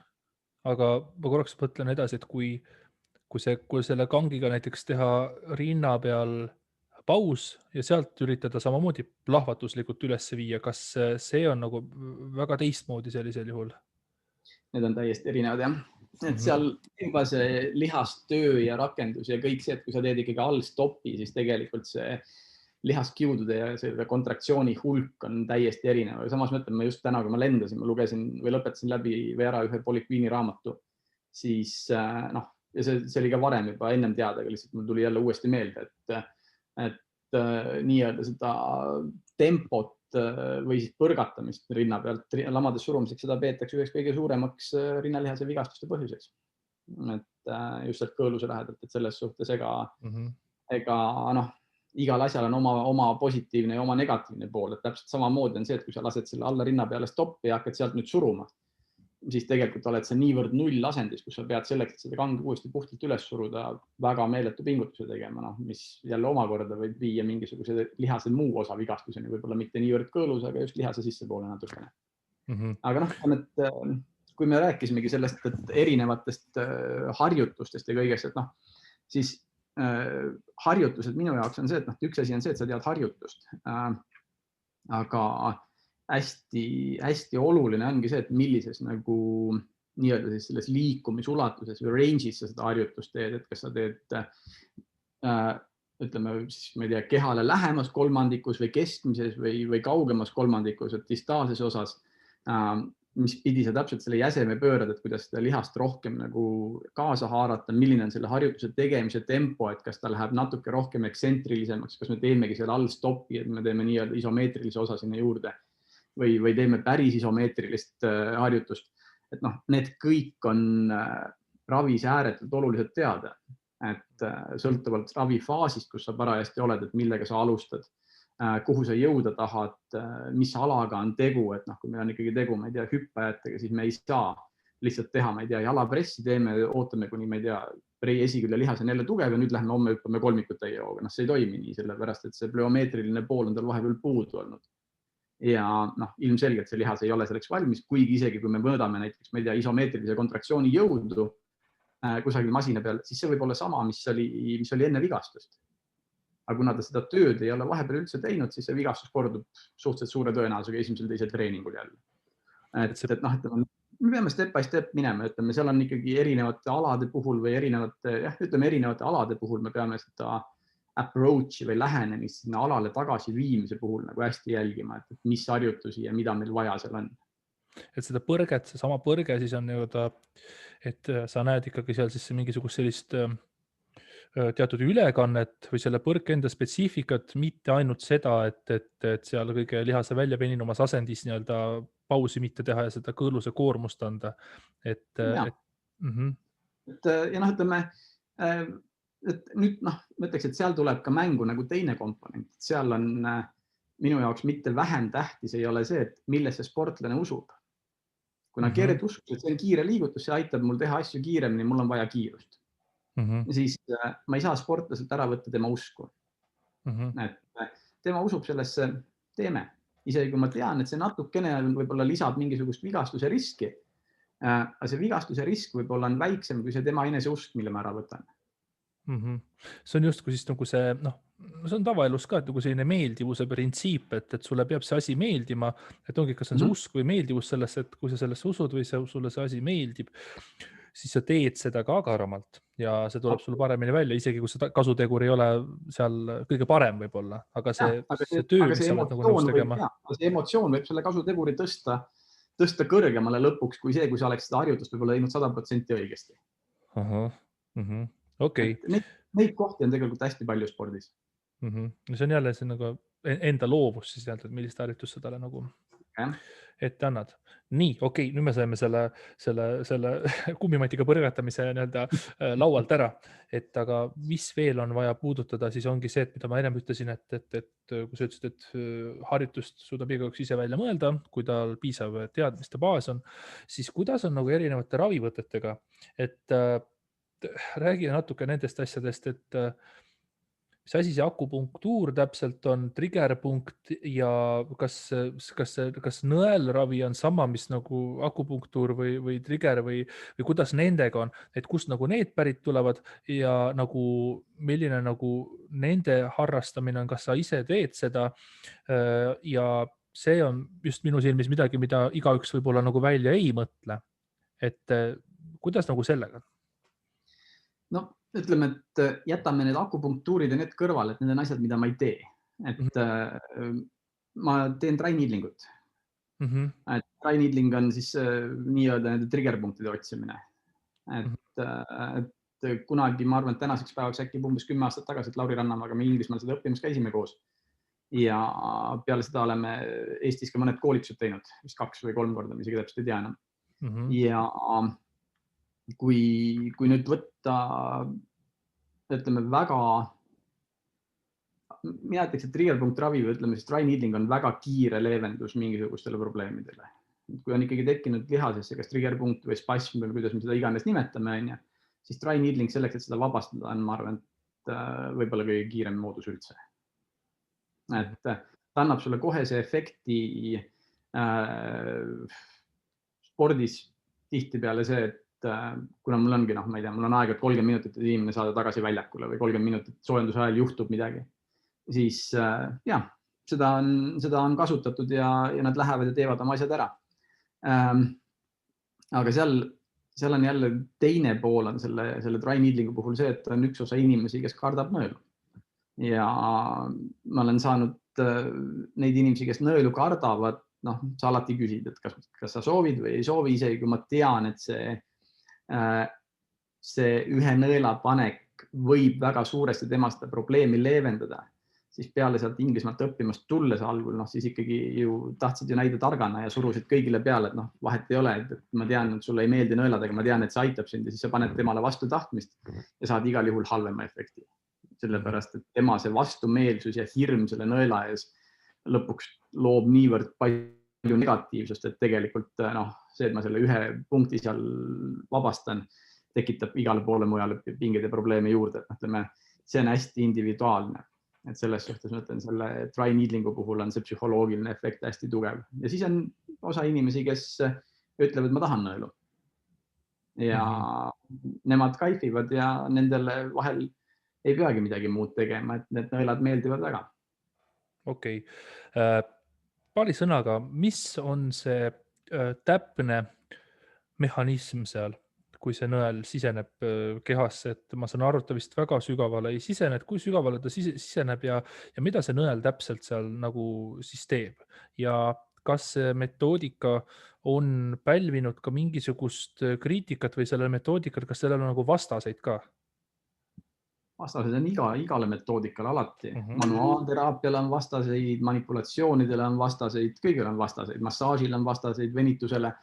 Et kes millegi poolt või vastu on. Et mida ta teeb, on see, et kui lihas tekib nii-öelda see triggerpunkt, siis see lihtsalt on nii-öelda energeetiline punkt või kus energia, lihas ei saa enam piisavalt hapnikku ja energiat. Hapniku ja toitained, kaltsiumi, magneesiumi, see pumba omavaheline koostöö siis häirub. Ja selle nõela sisestamisega sinna sa lööd selle pumba omavahelise töö korraks jälle segamini, nii et sinna tekib suurenenud verevool ja see lihas hakkab jälle uuesti normaalselt tööle. Et see on selline lihtsustatud seletus sellele, et seal on ka keerulisemaid. Ma mõtlen, kui keerulisemaid otsida, siis ma arvan, et kui sa tahad väga täpselt kõiki neid mehhanisme peenelt teada, nii siis sellest triggerpunktide koha pealt kui akupunktuuris, ma arvan, et siis sulle Lauri Rannamaa on väga hea vestluskaaslane, et tema suudab sulle kõikidest pain gatewaydest ja kõigest rääkida nagu ääretu täpsusega, sellepärast et ma tean, et tema akupunktuuriga tegeleb kui me algul tegime väga palju ühesuguseid asju, siis tema tänasel päeval teeb hästi palju ka akupunktuuri, ma tean, et mina ei ole nagu sellesse maailma läinud. Okei. Varem sa mainisid ka seda, et see dry needling on nagu, sa panid talle hästi palju juurde seda omadust, et kiire ja kiire, et ta on kiire viis. Et siis kas ta nagu, tema rakendatus ongi see, kui on vaja kiiresti saada normi tagasi, et tema nagu siis rakendatus või see võlu peitub seal, aga ta ei ole nagu selles mõttes võluvits, et sa nagu teda pole mõtet nagu pikaajaliselt teha või ta ongi selline SOS variant? Ei, ta on ikkagi mõlemat, et kui on kiire, siis on ta selles suhtes nagu hea lahendus, et sa võid tuua nagu ütleme parema efekti natukene lühema ajaga. Aga ütlen, kui ma suudan kehast leida või ütleme, kui ma teen näiteks manuaalselt laua peal, mis iganes massaaži või midagi muud ja ma leian lihasest selle triggerpunkti ja see ei anna mulle manuaalsete võtetega järgi, mis iganes ma nendega teen, kas veenitan, palpeerin, teen kõike, mis ma oskan seal, lasen teha, ütleme siis kas PNF või mida iganes. Siis ma kasutan nõelu, jah, sest see punkt ei ole allunud muudele asjadele ja siis sellisel juhul ma lähen nõela peale, et ma kasutasin nõelu varasemalt rohkem, aga ütleme, et ma arvan, et see oli natukene tingitud ka võib-olla sellest, et kuna varem oli mul igapäevaselt praktiliselt laua peal oli Gerd Kanter, kes on suur, siis lihased on nii suured ja tihtipeale, ütleme peale väga raskeid jõutreeninguid, need punktid olid niivõrd sügaval, et sinna lihtsalt sõrmedega ei jõudnud. Ja Gerd konkreetselt tema ütles, et ma tahan nõelu, sellepärast, et kui sa teed nõelaga, et siis see nõel 1 või 2 torkiga selle triggerpunkti vabastab, kui sa hakkad tegema sõrmedega, sul läheb kauem aega ja ta saab palju rohkem haiget. Iseenesest mõnel hetkel on see nõelaga tegemine ka palju valutum ja ütleme ka siis patsiendile oluliselt meeldiva. Kas siis see saab nagu tõele vastata, et nõel on oma omadused nagu kõige invasiivsem, aga samas ka kõige kiirema või efektiivsema toimega nagu? Raske öelda, kas ta on efektiivsema toimega, aga see on ikkagi jälle sama, et igale asjale on oma lahenduseks. Et triggerpunktile nõel on väga efektiivne toime, mõnele teisele probleemile ei ole nõelaga eriti midagi teha. Kui, ma ei tea, kui lihas on vedeliku puudusest kange, siis tuleb juua vett. Ja nii ongi. Lükkad läbi nõela vett juurde lihasesse. Soolavett. See on, tuleb lihtsalt aru saada, et millise probleemiga on tegu ja siis vastavalt sellele leida lahendus. Okei, nii, no nüüd saime rääkida sellisest ravi asjast ka, aga kas ma korraks veel selle kohta küsin, et kas ta nagu okei, sa ütlesid, et igal asjal on vastaseid, et tegemist ei ole nagu vastuolulisema asjaga kui mõni teine võte, et ta ei ole mingisugune selline murelaps või pahapoiss võte, et ta on ikkagi samaväärne nagu kõik teised. Mina ütleks küll jah, et ma ei julgeks nagu öelda, et ütleme, et miks Hiina nii-öelda seda nõelravi ju kasutavad väga paljud ja ütleme kõigile, kui hakata küsima, et kes on seal käinud, siis vastaseid ju praktiliselt ei ole. Et ütleme selle triggerpunkti otsides või dry needlinguga sa lähed lihtsalt natukene sügavamale ja sa ei jälgi nii-öelda neid meridiaane või neid Hiina mingisuguseid punkte, mis iganes nad on. Neid ma ei tea, et me otsime natuke teisi asju, et tegelikult mõnes mõttes on nad ikkagi sarnased. Kui hakata vaatama Stecco Fascial Manipulation, et on Stecco raamatud, siis tema on omavahel pannud raamatutesse kokku selle, et kuhu tekivad ütleme need Hiina meridiaanid, sealsed punktid ja tihtipeale need ühtivad nende punktidega, kus on ka triggerpunktid. Et nendel on omavaheline mingi seos. Et need on omavahel, nad on seotud omavahel. Korraks sellest Hiina teemast, et mind on alati huvitanud ja mina ei ole sellesse niimoodi süvenenud ega selgust saanud. Kas Hiina nagu see meditsiin ja kogu see teadmine, kas see on nagu legit asi või tal on sellist pseudoloori ka päris palju juures, et kas ta nagu kuulub siis nagu selle mainstream meditsiini alla või tas on sellist või teda justkui ei aktsepteerita, sest et ma pole kunagi nagu sellesse nagu süvenenud või nagu ma ei tea seda nii-öelda, et äkki annad väikse kommentaari selle osas. Ma ei anna siin kommentaari, Sul sellepärast, läks nägu kohe muigele, ma vaatasin, et ma ei anna siin kommentaari sellepärast, et kuna see on asi, mida ma ei ole ise õppinud ja millega ma ise ei tegele, et siis ma arvan, et anda selle koha pealt ükskõik millist kommentaari, et jah, see on hea või jah, see on halb. Ma arvan, et see on väga ebaaus. Aga kas vähemalt seda nagu saab kuidagi öelda, et kas seal mingisugune vastasseis on või mingisugune clash või kas mingi hõõrumine seal on nende kahe maailma vahel või saadakse ikkagi sõbralikult läbi? Ma ei oska selles suhtes nagu öelda, et minul on endal patsiente, kes käivad nädalas praktiliselt iga nädal korra mingisuguse mõne arsti juures või selle Hiina nöörravi arsti juures. Ja mul ei ole selle vastu küll midagi, et nad seal käivad, et kui see neile meeldib ja nad ütlevad, et tunnevad ennast pärast hästi, siis palun väga, käige. Et see, ma arvan, et on puhtalt ikkagi inimesest kinni, et kes mida usub, et mõni võib-olla usub rohkem sellist, ütleme tänapäeva meditsiini, ütleb, et ma tahan võtta tabletti, et ma saan sellest abi, valud lähevad ära, teine ei taha tablettidest midagi kuulda, ütleb, et ma tahan minna sinna nöörravi arsti juurde, tema paneb mulle 3 nõela kuskile varbasse, mul lähevad sellest valud ära. Et ma arvan, et see on inimestest kinni ja ma ei eelistaks küll siin ühte või teist, et ma arvan, et see on jälle samamoodi, et kindlasti tänapäeva meditsiiniga saab ravida mingid konkreetseid asju, millesse võib-olla Hiina ravi ei peaks võib-olla sekkuma ja võib-olla on vastupidi jälle teistpidi, et raske öelda. Ma ütlen, kuna ma ei ole ise selle Hiina raviga kokku puutunud, siis ma selle koha peal seisukohti ei võta. Kas sa seda tead, kuidas Hiina ravi arstiks üldse saab? Ei tea. Kuidagi saab? Kuskilt nad tulevad? Hiinas, ma loodan. Okei, aga mis seda ravi kõige rohkem iseloomustab, et ongi, et nõel sisse või käsi külge või? Ausalt, ma ei oska sulle öelda. Sa seda, okei. Ma olen sellest hoidnud ennast täpselt nagu sina ütled, et sina ei ole sellesse tahtnud nagu minna ja väga uurida, et ma olen ka enda jaoks jätnud selle ala nagu täiesti kõrvale, et mul on, ütleme seda treeningu poolt ja ütleme siis füsioloogia ja kõige muu poolt niivõrd palju.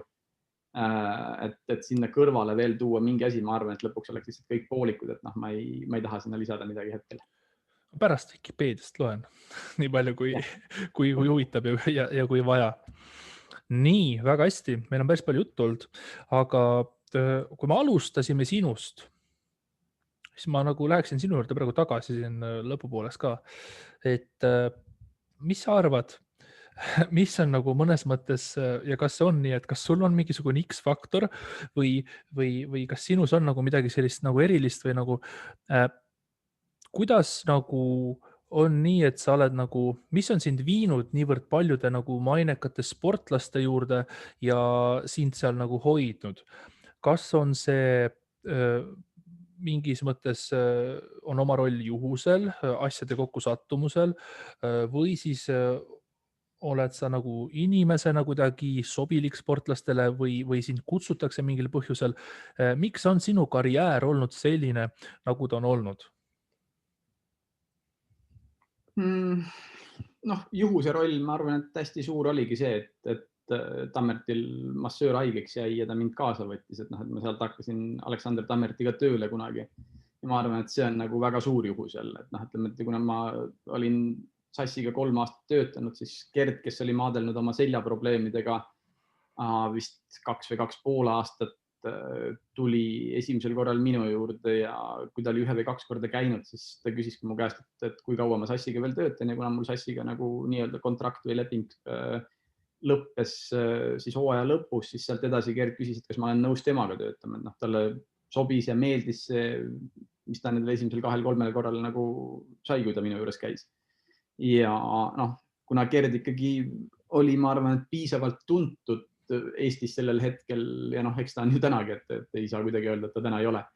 Aga ütleme, sellel hetkel kirjutati tast ju hästi palju ja kõik, kes ta oli, järjest võitis MM-id ja olümpiad, et siis eks selle võrra ma arvan, et minu võib-olla õnn või õnnetus või mis iganes oli ka see, et ma olin samal ajal seal kõrval ja eks see on ka võib-olla mõnda pidi juhus, et ma olin seal kõrval, et seal oleks võinud ka täpselt samamoodi keegi teine olla, kes oleks sattunud. ja noh, läbi selle, et Gerdi nimi kogu aeg oli seal meedias, et eks kuuldi ka minu nime natukene rohkem. Aga see, et ma olen sattunud tööle nende sportlastele, kes on väljaspool Eestit, siis seal on kindlasti nagu roll. Ma arvan, et natukene on nagu juhusel, aga natukene on ka ikkagi sellel, et inimesed, kes on minuga nagu kokku puutunud, et neile on sobinud see, mis ma olen teinud. Et noh, kui ma Brianitega tööle hakkasin kunagi, siis nende juurde kutsus mind tööle üks treener, kes oli ennem töötanud ühe vene tüdrukuga, kellega ma olin koos töötanud samal ajal. Et siis tema teadis, et poisid olid sellel hetkel juba, Brianid olid sellel hetkel 38 vist või, 37 või 38 ja tegelikult mõttes mängisid oma elu viimast karjääriaastat, sellepärast et vigastusi oli nii palju. Ja olid vist kukkunud maailma vigagide või sellest maailma edetabelis sellel hetkel, kes olid 7. või 8. Ja peale esimest 2 kuud nad küsisid, kas ma olen nõus nendega edasi tegema. Ja minu jaoks kõige meeldivamad sportlased üldse, kellega ma olen oma elus nagu tööd teinud, et nagu väga-väga sümpaatsed nii inimeste nagu sportlaste nagu kõigena. Et loomulikult ma olin nõus. Ja jätkasime veel peaaegu 5 aastat. Et kuni nad siis ära lõpetasid tänu sellele, et COVID kogu maailma lukku pani vahepeal. Ja neile ka sobis, et enne seda, kui ma nendega 5 aastat töötasin, et kõige pikem füsioteraapia, kõige pikemat aega nendega koos töötanud füsioterapeutist oli olnud natukene üle 6 kuu. Et see nõuab natuke teistsugust iseloomu, et sa pead olema valmis hommikul ärkama ja pakkima koti ja minema lennuki peale ja järgmisel hommikul, kui sa oled seal kohal, et olema kell 5 väljakute peal, sest nende see ajaline ärkamine oli hästi varane, et hommikul kell 5 oled väljaku peal aeg-ajalt ja kui siis on esimeses ringis ebaõnnestunud mäng ja kaotas, siis pakid oma koti uuesti samal õhtul ja lendad uude kohta ja oled uuesti järgmine hommik kell 5 väljaku peal. Et ütleme, võib-olla sellist rutiini või sellist elu ka väga paljud välja ei kannata, et minul ei ole sellega kunagi probleemi olnud. Et ühesõnaga põhimõtteliselt said omal ajal siis juhuse kaudu pooljuhuse kaudu siis Tammerti juurde ja pärast seda siis nagu asi hakkas mõnes mõttes kulgema, et see andis nagu selle inertsi kõigele või? Ja, no ütleks küll jah, et see on nagu võib-olla siis see, kus see kõik on nagu alanud, jah. Siis ühesõnaga, kui saad võimaluse, siis tuleb sellest kinni haarata ja ma arvan ka, et üldiselt on see, et kui sulle võimalust pakutakse, et siis tuleb tast kinni võtta, et kui sa neid pidevalt ära ütled, ega nad enam sulle ühel hetkel ei paku.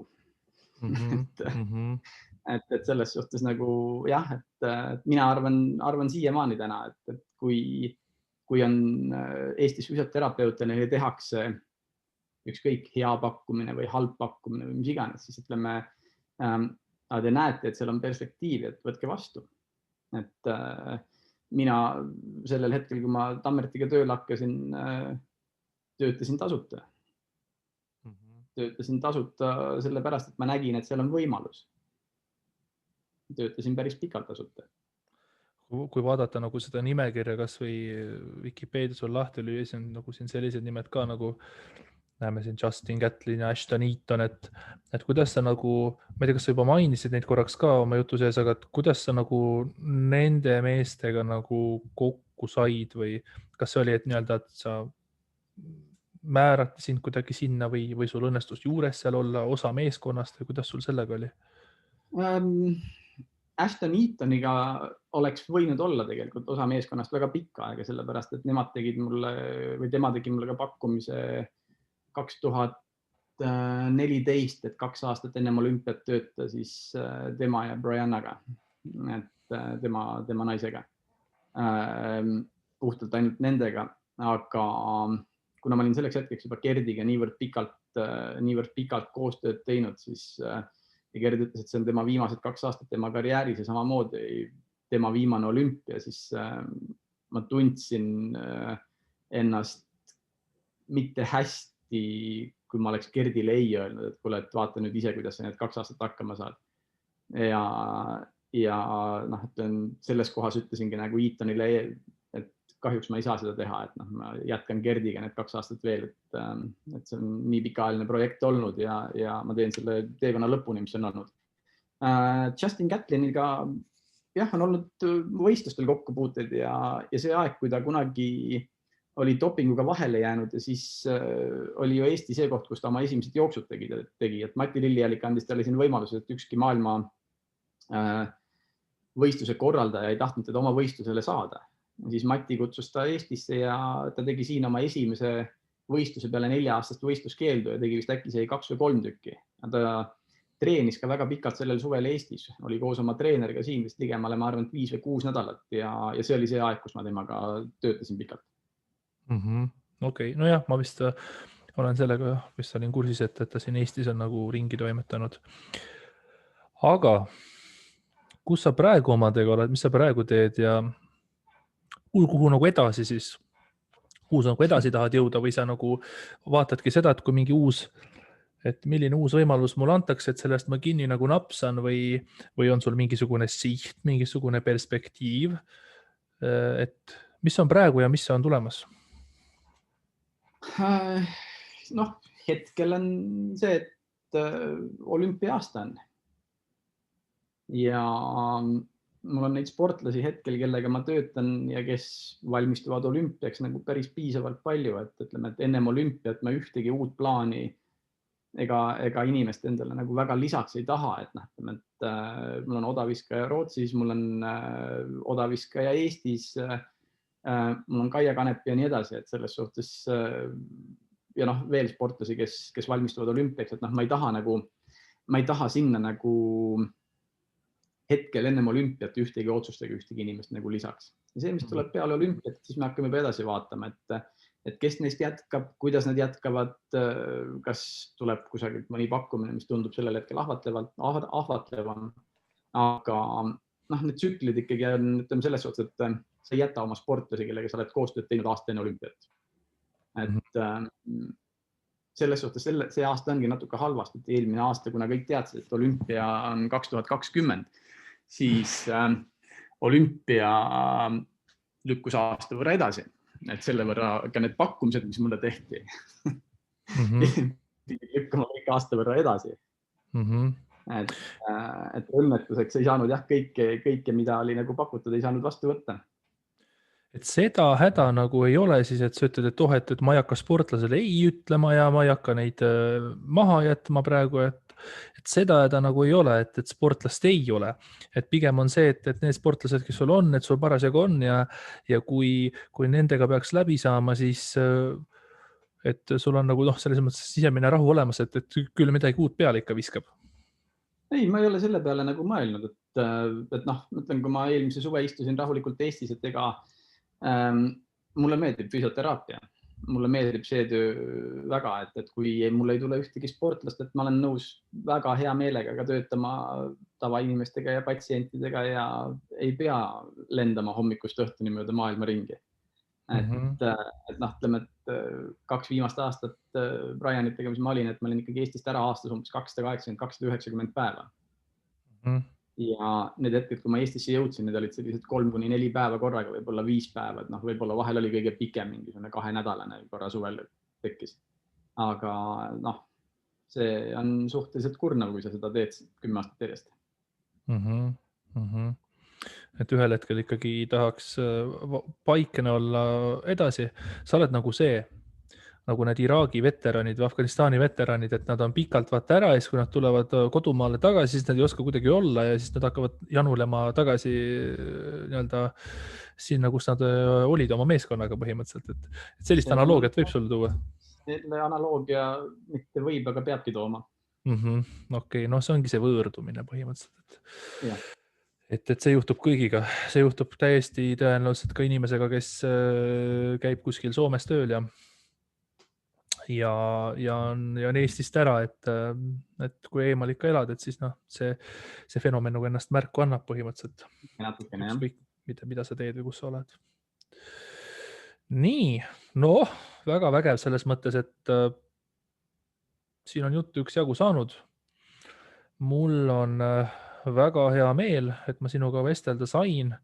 kindlasti ma arvan seda, et noh, ma nii mõndagi asja nagu uue nurga alt vaatasin praegu ja ma arvan seda, et veel huvitavam saab olema erinevatel füsiodel, kes seda juttu kuulavad, ükskõik millised nende koolkonnad või tõekspidamised ka ei oleks, et sellist ma ei ütle, et mingi vahtu üles keerasime või mingit sellist kuskil mingit setet põhjas üles ajasime, aga selles mõttes kindlasti selline erinevate nagu tõekspidamiste nagu lahti rääkimine, et kes ongi seal, et mina kätt külge ei pane ja kes on see, et mina olengi biomehaanika, mina seisangi selle eest, et selline tervislik debatt on igati teretulnud nagu minu hinnangul, et saab palju rohkem asju selgemaks, kuivõrd see, et noh. Jah, ma olen juba nii pikalt seda praegu teinud, et ütleme, et võib-olla 10 aastat tagasi ma olin oluliselt radikaalsem ja kaitsesin enda seisukohti, et nii peab olema ja teistmoodi ei tohi oluliselt rohkem, et täna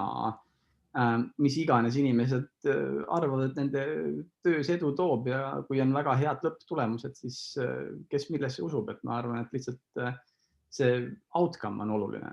Et kui patsient läheb kellegi juurde ja saab terveks 100%, siis ükskõik, mis temaga seal tehakse, siis ma arvan, et kõik on õnnelikud üle päeva lõpuks.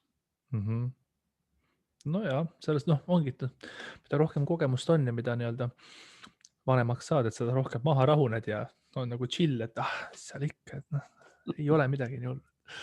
Vot. Kuule, aga väga hästi. Ma veel kord tänan sind. Kindlasti, kes nüüd seda osa on läbi kuulanud ka, et ma loodan, et teil oli ka huvitav ja mis seal ikka, elame edasi ja vaatame, mis saab. Aitäh sulle!